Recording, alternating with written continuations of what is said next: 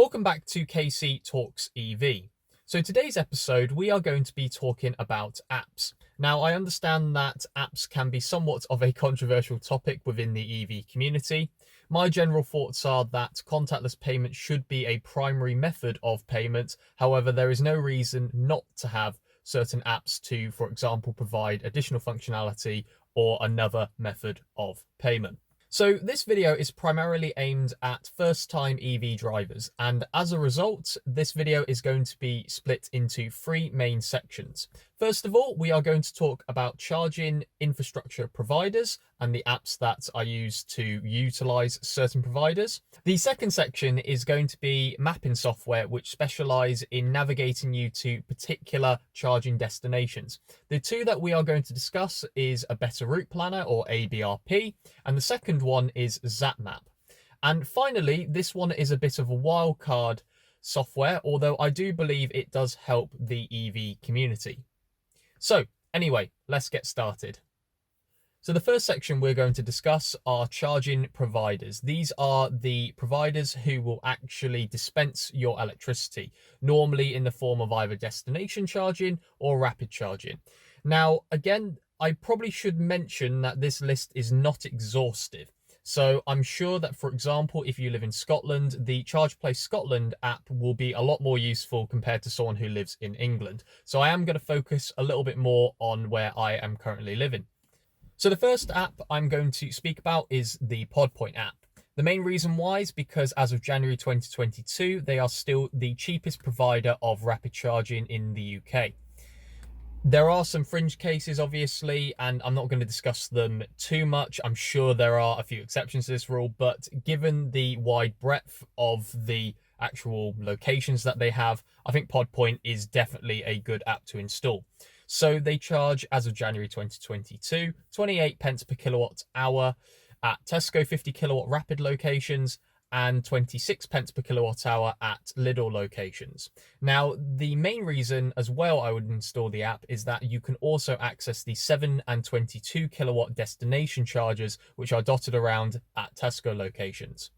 Your major disadvantage, however, is that unlike the other two which we're about to discuss, they do not have a customer service phone number that you can ring at, well, either all times or at certain times during the day. That means, for example, if you rock up at a charger and it isn't working, you will not be able to get it working, for example, via a customer service representative rebooting the charger, which interestingly works a lot of the time. So as a result, it can seem to be slightly less reliable.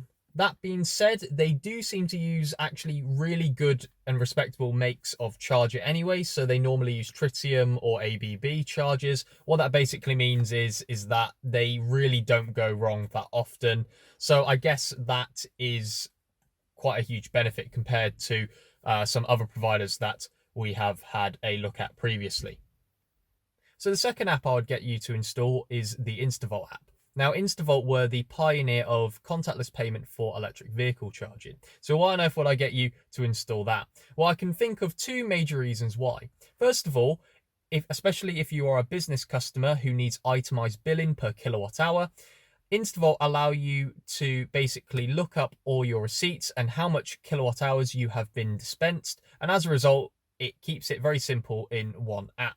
The second reason why is that at the moment, InstaVolt have a loyalty program in which for every kilowatt hour you dispense, you get 1 pence equivalent back. So my general overview of InstaVolt is essentially that they are extremely reliable. I have only ever had, I think, one issue with an InstaVolt charger, and I called up the customer service support line. They answered within, I think, like 10-20 seconds or so. And it didn't really matter because there was a charge install right next to it that was working absolutely fine.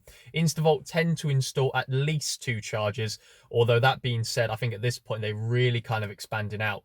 So honestly, I really would recommend InstaVolt. The only major issue is that they are slightly more expensive, but you definitely get the quality of service that you get from paying an additional amount of money. The final app I would get you to install is, and that being said, I think I'm going to shake a lot of heads in this video, is the BP Pulse app. Now, the only reason why I'd get you to install them is A, they are, as far as I'm aware, on Zap-Map, still the biggest charging provider, at least according to Zap-Map statistics in the UK. At the moment, I think they've got 14.8% of the total amount of charges. And in fact, with the BP Pulse app, you get a slight discount compared to utilizing contactless payment. Now, don't get me wrong, I know that BP Pulse have a very bad reputation, to be quite honest with you, within the EV community. However, the one thing I will definitely say is that during my experience, at least, out of the 25 chargers that I have used, bear in mind I used to use BP Pulse as my primary charging provider, I think I had to call support, I think twice on occasion, and in both cases they answered within 2-3 minutes or so. So if I'm quite honest, I've had an okay experience. That being said, I have supported people in which they've had a much worse experience than I have, and I've definitely heard other stories from them. And because I don't use them that often, ever since I've cancelled my BP Pulse subscription, by the way, you can watch the video of me going on a journey without BP Pulse here. If I'm honest, I don't really use them as often, and I don't particularly know at the moment about the customer service, although as far as I'm aware, it was just on the curve of improving again, so I'm not quite sure at this point. But most certainly, I would still install the app. So this section is going to discuss mapping software. In particular, we are going to discuss two major players. I know there are a few extra ones such as PlugShare. However, I don't really use that as often. It is certainly useful, for example, PlugShare if you live in Europe, but these two are kind of your big players. So first of all, there is a Better Route Planner, or ABRP, I'm going to shorten it to, and then there is Zap-Map. A Better Route Planner, or ABRP, is certainly one of the most simplest ways of planning a long distance journey with your electric car. As you can see here, all you need to do is select your vehicle. They've got a wide range of vehicles at this point. This actually brings in a lot of its consumption data and things like that. Then all you need to do is put in your starting destination, put your end destination, and if you don't mind what charging providers you want to use, just let it do its job. And essentially, after, maybe a minute or so, it will then calculate your full route, including charging stops. It even tells you how much in percent you need in order to make it to your next charging stop or your destination. So the huge benefit by far of ABRP is the fact that it is so simple, especially for a new EV driver. All you need to know is, first of all, what vehicle you've got, and then your starting and end destination. That being said, once you get used to it and once you spot, for example, charging networks that you prefer to use, you can actually set these parameters within the app, and the UI, or user interface, is actually pretty intuitive nowadays. When I first got my ZS EV, I tended towards Zap-Map because when I opened up ABRP for the first time, I felt as if the software was slightly unrefined, I guess. I found it a bit less intuitive to use compared to the Zap-Map software. However, nowadays, by far, it is the most simplest thing to use compared to Zap-Map. And most definitely, I would go for that as a first-time EV driver. So the second app I would definitely recommend that you install is Zap-Map. Effectively, Zap-Map is a Google Maps with all the charging stations located on a map. It also has a built-in route planner, although I will discuss the limitations in a moment. So what I've noticed, and this kind of goes to a limitation of ABRP, ABRP is very conservative with regards to how much range it estimates. What I've noticed is that, and I know that you can set these parameters in ABRP, but it's just much easier just to have a look on Zap-Map, I guess. I have noticed that because it's fairly conservative with the range estimation, it actually means that I could have possibly made it to another charger, especially once you are more experienced in how much range you get in certain weather conditions and, for example, certain times of the year. As a result, I would recommend that you do install both ABRP and Zap-Map. And in fact, actually, at some point in time, you'll start to get a hang of, and you most certainly will become experienced enough that actually using Zap-Map is fairly straightforward. Now, one of the limitations of the route planning software, by the way, I have made a video which you can look at here. One of the major limitations is it has nowhere near as good consumption figures for a given vehicle compared to ABRP. And in fact, actually, it has even better ones in the premium features, which we will discuss in a moment. But essentially, with Zap-Map in particular, as far as I'm aware, I think it uses the WLTP figures, which aren't particularly representative for motorway driving, for example. I reckon you could likely get those sort of figures in the summer, but it is fairly difficult to do so. So that's why I would definitely recommend that you install both. I think they have both their advantages. I think they have their disadvantages as well. And as a result, you may as well combine the both, install both, and then see which one you prefer. But most certainly, I would recommend those two. So this is a bit of a side note on whether the premium packages for both ABRP and Zap-Map are worth it. And the short answer is no, unless if you have very specific requirements. So first of all, in terms of pricing, ABRP Premium is £5 a month or £50 a year annually. Zap-Map actually have two different tiers, so they have the Plus and the Pro. So Plus is £4.99 a month or £30 a year, and the Pro is £7.99 a month or £47.99 a year. In terms of the actual features that you get, ABRP allow multiple vehicles, so you can have multiple vehicles with different consumption data and things. You can access some key metrics. It also allows you to use live forecasting in order to get a much better range estimation compared to the relatively conservative range estimates that they give you using their consumption data. Obviously, I probably should mention, and I didn't really mention it previously, for a new EV driver, having those conservative figures is obviously definitely a benefit. You don't want to be running out of electricity. Zap-Map, on the other hand, they provide for the Plus package additional charger filtering and multiple vehicles. They also allow unlimited route plans, as far as I'm aware. The free version has a maximum of 3, which, that being said, I haven't actually reached, because if, for example, you run out, you just get rid of the oldest one, and then it allows you to obviously make a new one. I should also mention that the Pro package on Zap-Map and ABRP Premium allow Android Auto and Apple CarPlay integration. Now, I'm going to start off with that one first of all.